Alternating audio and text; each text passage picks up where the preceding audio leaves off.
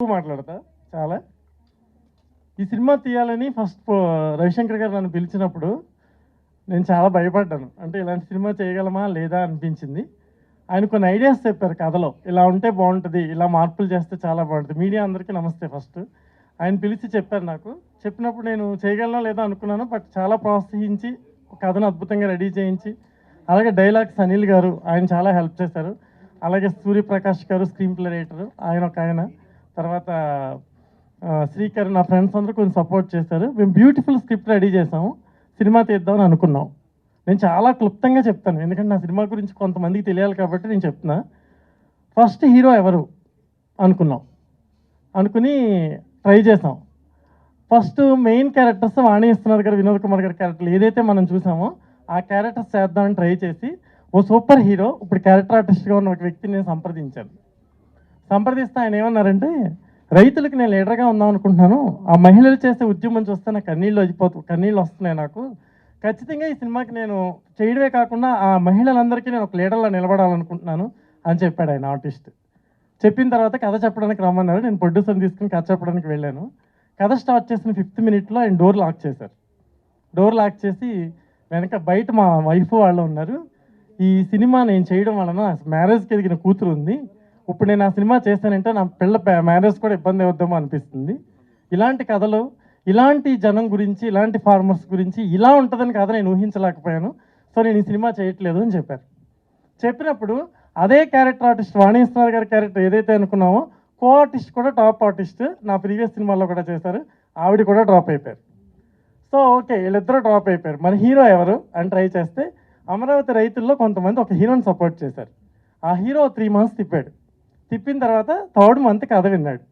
కథ విన్న తర్వాత ఏం చెప్పాడంటే, అసలు ఈ సినిమా నేను కాదు కదా, తెలుగులో ఏ హీరో చేయడు, ఎందుకంటే ఇది రైతుల గురించి తీస్తున్న సినిమా, ప్రజల గురించి తీస్తున్న సినిమా, ఇలాంటి సినిమాలు చేయాలంటే దానికి తగ్గట్టుగా ఉండాలి, అనేకమైన పరిస్థితులను ఎదుర్కోవాలి, ఆ పరిస్థితులను ఎదుర్కొనేంత ధైర్యం నాకు కాదు కదా, ఎవరికీ లేదు, కాబట్టి ఈ సినిమా నేను చెయ్యను అన్నాడు.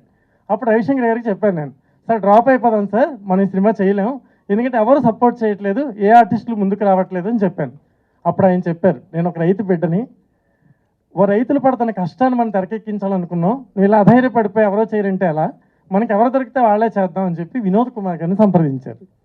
వినోద్ కుమార్ గారు ఎంత గ్రేట్ అంటే, మన తెలుగులో ఇంతమంది ఆర్టిస్టులు ఉండి, ఇంతమంది తెలుగు ప్రజలకు నష్టం జరుగుతున్నా ఒక్కళ్ళు కూడా స్పందించకపోతే, ఎక్కడో తెలుగు ప్రేక్షకులు మన్ననలు పొందిన ఆయన తెలుగుని మర్చిపోకుండా కన్నడలో ఉన్నా కూడా ఆయన వచ్చి ఈ తెలుగు సినిమాలో యాక్ట్ చేసి ఆ రైతుల గురించి నేను నిలబడతాను, రాజకీయాలు వేరు, జీవితాలు వేరు, రైతులు వేరు, జరుగుతున్న కథలు వేరు, మనం ఫ్యాక్ట్స్ని తీస్తున్నప్పుడు మనం ఎందుకు భయపడాలి, నేను ఈ సినిమాలో ఈ క్యారెక్టర్ చేస్తానని ఆయన ముందుకు రావడం జరిగింది. ఫస్ట్ నేను ఆయనకి సాష్టాంగ నమస్కారం చేయట్లేదు, కానీ చేయాలి, ఎందుకంటే ఈ క్యారెక్టర్ ఆయన చేసినందుకు జీవితాంతం ఆయన కాళ్ళ దగ్గర ఉంటానని నేను చెప్తున్నాను మీకు. నెక్స్ట్ సెకండ్ స్టెప్ వాణి విశ్వనాథ్ గారు. ఆవిడ ఒక మలయాళం హీరోయిన్, తెలుగులో ఎన్నో అద్భుతాలు సాధించిన హీరోయిన్. ఆవిడ ముందుకు వచ్చి రైతులు అంతలా కష్టపడుతుంటే ఆ సినిమాలో యాక్ట్ చేయడానికి నాకేంటి ప్రాబ్లం అని చెప్పి ఆవిడ వచ్చి ఎంత అద్భుతమైన కోఆపరేషన్ అంటే, వినోద్ కుమార్ గారు, వాణి విశ్వనాథ్ గారు, అసలు 600-700 రైతుల మధ్యలో మేము ఈ సినిమా తీసాం. ఆ రైతులంతా రియల్ ఫార్మర్స్, ఎవరైతే రాజధానికి భూములు ఇచ్చారో ఆ లేడీస్ అంతా వచ్చి యాక్ట్ చేసేవారు. వాళ్ళు మార్నింగ్ ఇంట్లో పని చేసుకోవాలి, మొత్తం పాడి ఉంటుంది, వాళ్ళకి పంటలు ఉంటాయి, అవన్నీ చూసుకోవాలి, పిల్లల్ని కారియర్ పెట్టాలి, స్కూల్కి పంపించాలి, అవన్నీ పంపించి లొకేషన్కి వచ్చేవారు. వాళ్ళు వచ్చి లొకేషన్లో మళ్ళీ యాక్ట్ చేసి మళ్ళీ ఈవినింగ్ వరకు యాక్ట్ చేసి ఇంటికి వెళ్ళిపోయేవారు.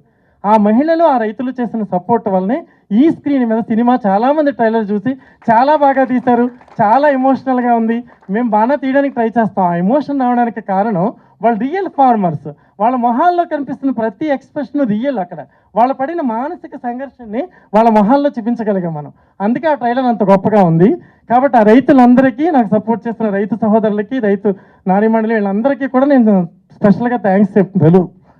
కాబట్టి వినోద్ కుమార్ గారు వాణి విశ్వనాథ్ అయిపోయింది. హీరోకి వచ్చాను నేను. హీరోకి వస్తే ఎవరు హీరో దొరకట్లేదు. ఒక 8 members 9 members అప్రోచ్ అయ్యాను నేను, బట్ ఎవరికి ఫార్మర్స్ అంటే పడట్లేదు, స్టేట్ అంటే పట్టించుకునే పరిస్థితుల్లో లేరు. వద్దండి బాబు, ఏదైనా కమర్షియల్ సినిమాలు చెప్పండి అంటున్నారు. ఆ టైంలో తమిళ్ నుంచి అబ్బాయిని సెలెక్ట్ చేశాను నేను. ఆ అబ్బాయికి తెలుగు రాదు.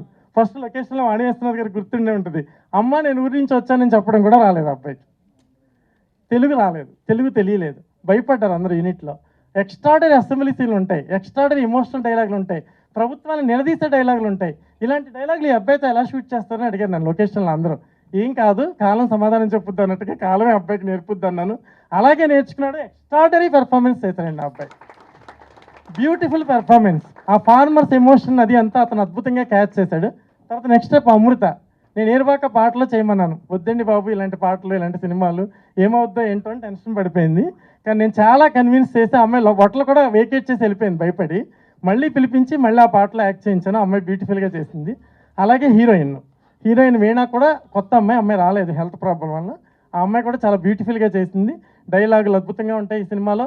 మేము ఇన్ని కష్టాలు పడి సినిమా తీసింది ఒక పార్టీ కోసం కాదు. ఒక ఫ్యాన్ గుర్తు అంటే వైఎస్ఆర్సీపీ అంటారు, ఒక ఇంటి గుర్తు అంటే ఒక నాగల గుర్తు అంటే తెలుగుదేశం అంటారు, ఒక కారు గుర్తు అంటే కేసీఆర్ పార్టీ అంటారు, ఓ హస్తం గుర్తు అంటే మనం కాంగ్రెస్ పార్టీ అంటాం. నాది జాతీయ జెండా లాంటి సినిమా. జాతీయ జెండా ఎవరిదని అడిగితే ఏం చెప్తాం? జాతీయ జెండా ఎవరిది అని అడిగితే మావాడిది అంటాం. దాని కులం ఉండదు, మతం ఉండదు, ప్రాంతం ఉండదు. భారతదేశంలో బతికే ప్రతి ఒక్కడికి ఆ జెండా మీద హక్కు ఉంటుంది. అలాగే నా సినిమా కూడా జాతీయ జెండా లాంటిది, అందరికీ ఉపయోగపడే సినిమా ఇది. రైతు అంటే ఎవడకు కాదు, రైతు అంటే భూమిని దున్నేవాడే కాదు, భూమిని పండించిన తినేవాడు కూడా రైతు బిడ్డ లాంటి వాడే. ఆ ఉద్దేశంతోనే నేను చెప్తున్నాను. రవిశంకర్ గారి గురించి చెప్పాలంటే ఎన్నో రోజులు, నేను ఎక్కువ మాట్లాడుతాను అనుకోవద్దు, ఎందుకంటే మేము పడిన కష్టం మీకు తెలియాలి కాబట్టి నేను చెప్తున్నాను. చాలాసార్లు సీన్లు తీస్తున్నప్పుడు కొంతమంది రైతులకి అనివార్య కారణాల వలన ఎవరైనా ఊర్లో చనిపోయినా, ఆ ఊర్లో ఏదైనా పెద్ద ఫంక్షన్ ఉన్నా, అక్కడికి ఏదైనా పొలిటికల్ మీటింగ్స్ జరిగినా, ఈ డిస్టర్బెన్స్ జరిగినా ఆ ఊర్లో విలేజెస్కి రావడం కుదిరేది కాదు. అలా అసెంబ్లీ సీన్ తీయాలంటే కనీసం ఒక 700-800 మెంబర్స్ ఫార్మర్స్ కావాలి మాకు. బట్ ఆ ఫార్మర్స్ వస్తే కానీ షూటింగ్ చేయలేం. అలా 2 రోజులు 3 రోజులు 4 రోజులు అలా వెయిట్ చేసి ఆ సీన్ అవ్వకపోయినా, అమౌంట్ ఖర్చు అయిపోయినా కూడా పర్వాలేదు, అనుకున్న ఎఫెక్ట్ రావాలని మళ్ళీ ఆ రైతులు 700 మంది సమీకరించే వరకు సుధాకర్ గారు, నరేంద్ర గారు ఇలా చాలామంది బ్యూటిఫుల్గా సపోర్ట్ చేశారు బాబు. వాళ్ళందరూ మళ్ళీ ఆ రైతులు ఒరిజినల్ రైతులు వచ్చాక మాత్రమే మేము షూటింగ్ చేసేవాళ్ళం. అలా ఆయన ప్రొడక్షన్ విలువలు కూడా ఎంతో పెంచి, డబ్బు కాదు మనం ముందు రైతు పెట్టిన ఇంచు భూమి కూడా ఆయనకి లేదు. ఆయన సినిమా చేయడానికి కారణం కేవలం రైతుల మానసిక సంఘర్షణ ప్రజలకు తెలియాలని. ఈ రైతుకు సంబంధించిన సంఘర్షణలో ఏ క్యారెక్టర్లు ఎలా ప్రవర్తించినాయో కళ్ళకు కట్టినట్టు ఈ సినిమాలో చూపించడం జరిగిందండి. అందుకని ఈ సినిమాలో ప్రతి మణిశర్మ గారు బ్యూటిఫుల్ మ్యూజిక్ కానీ, తర్వాత ఇవన్నీ కూడా బ్యూటిఫుల్. తర్వాత ఈ ట్రైలర్ కట్ చేశాడు యాడ్ భాస్కర్. మీకు తెలుసు భాస్కర్ గారు పెద్ద సినిమాలన్నీ ట్రైలర్లు ఆయనే కట్ చేస్తారు. ఫస్ట్ మా ప్రేక్షకుడు ఆయనే. ఈ సినిమా రెడీ అయిన వెంటనే సినిమా తీసుకెళ్ళి ఆయనకి ఇచ్చాను నేను. ఆయన సినిమా చూసి అన్నారు, ఏమన్నారంటే, ఒక సినిమా డైలాగులు తీస్తే 10-15 వస్తే సూపర్ హిట్ ట్రైలర్ కూడా, మీ సినిమా 45 డైలాగులు వచ్చినాయి, ఇలాంటి ట్రైలర్లు 10 కట్ చేయొచ్చు అని చెప్పారు అన్నాడు. ఆయనే మొదటి భరోసా ఇచ్చాడు. ఆయన మంచి డైరెక్టర్ అవుతాడని నాకు నమ్మకం. సో ఆయన జడ్జిమెంట్ తీసుకుని నేను ముందుకు వెళ్ళిపోయాను. రవిశంకర్ గారు ప్రతి నిమిషంలోనూ ప్రోత్సహించి, మేము బయలుదేరితే అక్కడ షూటింగ్ ఆపేస్తే అమరావతిలోనే మేము షూట్ చేసాం సినిమా. ఎక్కడ ఒరిజినల్ రైతులు డొనేట్ చేశారో ఆ భూముల్లోనే తీశాను నేను సినిమా వెళ్ళి. ఆ ప్రాంతంలోనే సినిమా తీశాను. ఏదైనా ప్రాబ్లం వస్తుంది, ఆగిపోద్ది సినిమా, ఏంటి పరిస్థితి అని మా యూనిట్ అంతా భయపడిపోయి, మా అసిస్టెంట్స్ ఆల్సో, నా అసిస్టెంట్లు కూడా నాకు సపోర్ట్ చేయలేదు కొంతమంది. ఎందుకండి ముళ్ళకంప మీద మనం చేరేసుకోవడం లాంటిది సినిమా చేయడం ఎందుకు వద్దు అంటే, నేను రవిశంకర్ గారి దగ్గరికి వెళ్ళి చెప్పా, సార్ మనం చేయడం వల్ల అనేకమైన లాస్ అంటున్నారు, ఇక్కడి నుంచి అక్కడికి వెళ్తే షూటింగ్ ఆపేస్తారు, 25-30 lakhs లాస్ వస్తుంది, మనకి ఆలోచిందామండి అన్నాను నేను. లేదు అక్కడికి వెళ్ళాక కదా తెలిసేది పోయింది ఉంది అనేది. మనం రైతుల కోసం సినిమా చేయాల్సిందే, మన రాజధాని మీద సినిమా తీయాల్సిందే. ఆయన పట్టుబట్టి ఎంతో శ్రమపడి, ఒక్కళ్ళ సపోర్ట్ లేకపోయినా ఓన్లీ మాకు సపోర్ట్ చేసింది మహిళలు. రైతు ఫారం అక్కడ చేసిన రైతులు, మహిళా రైతులు, మన జెంట్స్ రైతులు, వీళ్ళే చేసింది మాకు సపోర్ట్. కానీ ఎవరి నుంచి ఆయనకి ఎటువంటి సపోర్ట్ రాకపోయినా ఒకే ఒక మగాడిగా ఆయన నిలబడి సినిమాను ముందుకు తీసుకొచ్చారు. ఇందులో యాక్ట్ చేసిన వాణి విశ్వనాథ్ గారికి, వినోద్ కుమార్ గారికి, అందరికీ కూడా నేను థ్యాంక్స్ చెప్తున్నాను. అలాగే కోటగిరి వెంకటేశ్వరరావు గారు ఎడిటింగ్ ఈ సినిమాకి, ఆయన బ్యూటిఫుల్ ఎడిటింగ్ చేస్తారు, ఈ సినిమాకి ప్రాణం పోశారు. ఆయనకు కూడా నేను చాలా థ్యాంక్స్ చెప్తున్నాను. సినిమాలో పనిచేసిన టెక్నీషియన్స్ అందరికీ చెప్తున్నాను. నా అసిస్టెంట్ లాస్ట్ వరకు ధైర్యంగా కొంతమంది నా వెనకాల నడిచిన వాళ్ళందరికీ థ్యాంక్స్ చెప్తున్నాను. ఇప్పుడు నేను యాక్చువల్గా చెప్పబోయేది ఏంటంటే, ఈ సినిమా పొలిటికల్ సినిమా కాదు. ప్రతి వెబ్సైట్ కానీ, ప్రతి యూట్యూబ్లో కానీ, ప్రతి చోట కానీ చాలామంది దిస్ ఈజ్ పొలిటికల్ ఫిల్మ్ అని చెప్తున్నారు. నాది సినిమా పొలిటికల్ ఫిల్మ్ అని చెప్పే అంశం నేను ఏది సినిమాలో చూపించలేదు. ఒక ఇన్సిడెంట్ జరిగింది, ఒక యథార్థ సంఘటన జరిగింది. రైతులు భూములు ఇచ్చారు. ఆ రైతుల యొక్క మానసిక సంఘర్షణ, మనం ఒక ఇంచు భూమి ఇవ్వడానికి కూడా ఆలోచించాం. వాళ్ళు కొన్ని వేల ఎకరాల భూములు ఇచ్చి వాళ్ళ జీవితం ప్రశ్నార్థకం అయిపోయి ఏం చేయాలో అర్థం కాక కన్నీటితో అక్కడ కూర్చున్న వాళ్ళని వాదార్చడానికి ఒక చెయ్యి కూడా వెళ్ళలేదు. అలాంటి వాళ్ళ కోసం సినిమా తీస్తే పొలిటికల్ సినిమాని ఎలా మాట్లాడతారు దీన్ని? This is not a political film, this is a public film. ప్రజల చిత్రం ఇది, ప్రజల సినిమా, జనం సినిమా ఇది. ఇంకొకసారి ఎవరైనా పొలిటికల్ ఫిల్మ్ అని రాస్తే వాళ్ళ వెనకాల ఉన్న తాత ముత్తాతలు వాళ్ళందరికీ వెళ్ళి మన ఫార్మర్స్ కాదా అనేది ఒకసారి ఆలోచించుకుని రాయండి ప్లీజ్, దయచేసి. ఇది ప్రజా ప్రయోజనం కోసం తీసిన సినిమా కాబట్టి మీ అందరికీ నేను థ్యాంక్స్ చెప్తూ, మరిన్ని పేర్లు నాకు సపోర్ట్ చేసిన వాళ్ళ పేర్లు నేను మిస్ అయ్యి ఉంటే క్షమించండి. సీజీ వెంకీ, సీజీ చాలా బాగా చేశాడు, ఆయన బాగా సపోర్ట్ చేశాడు. ఇలా కొంతమంది వ్యక్తులు నా వెనకాల ఉండి నన్ను ముందుకు నడిపించారు. కెమెరామెన్ రమేష్, ఆయన చాలా న్యాచురల్గా తీశాడు, లైట్స్ ఎక్కడ వాడలేదు మేము, ఇంటీరియర్స్ కూడా మేము లైట్స్ వాడలేదు, బయట పబ్లిక్లో కూడా లైట్స్ వాడలేదు. పబ్లిక్ అలా రైతులు వచ్చి నిలబడితే మేము షాట్ పెట్టాలి, వాళ్ళు వెళ్ళిపోతే కెమెరా తీసేయాలి. సో ఇటువంటి సిచ్యువేషన్స్లో మనం లైట్స్ని ఇలాంటి అన్నింటిని విపరీతంగా వాడి ఆ సినిమాని తీయడం చాలా క్లిష్టమని కెమెరామెన్గా ఆయన్ని సెలెక్ట్ చేయడం జరిగింది. ఆయన బ్యూటిఫుల్ ఫోటోగ్రఫీ చేశాడు. ఆ ఫోటోగ్రఫీ వల్లనే మనకి ఆ సినిమా చూస్తున్నప్పుడు కూడా చాలా న్యాచురల్గా అనిపిస్తుంది. ఇక మణిశర్మ గారి మ్యూజిక్ బ్యూటిఫుల్. డైలాగుల గురించి చెప్పాలంటే అనిల్, ఆయన తెలంగాణ అబ్బాయి బేసికల్గా, అతను ఆంధ్ర గురించి అంత అద్భుతమైన డైలాగులు రాస్తారంటే ఒకసారి ఆలోచించండి. ఆ సమస్య ఎంతవరకు ఉందో, ఎంతవరకు తెలిసిందో. అతను బ్యూటిఫుల్ డైలాగులు అందించాడు. నాకు బాగా నచ్చిన డైలాగ్ ఒకటి ఉంది. ఆడవాళ్ళు ఉద్యమంలోకి వచ్చినప్పుడు ఆయన చెప్తాడు, ఆయన రాశాడు ఒక డైలాగ్, ఏమనంటే తెలుగింటి సాంప్రదాయం ప్రకారం ఆడపిల్ల గడప బయట కూర్చోవాలి, ఊయాల్లో బిడ్డను జోకొట్టే ఆడది ఉద్యమంలోకి వచ్చి జై కడితే ప్రళయం కాక ఇంకేంటి అని చెప్పి ఒక డైలాగ్ రాశాడు. ఇలాంటి డైలాగ్స్ ఎన్నో, కొన్ని వందల డైలాగ్స్ ఉంటాయి ఈ సినిమాలో, బ్యూటిఫుల్ డైలాగ్స్ ఉంటాయి. ఇది ప్రజల సినిమా, రైతుల సినిమా, మన సినిమా, మనందరి సినిమా.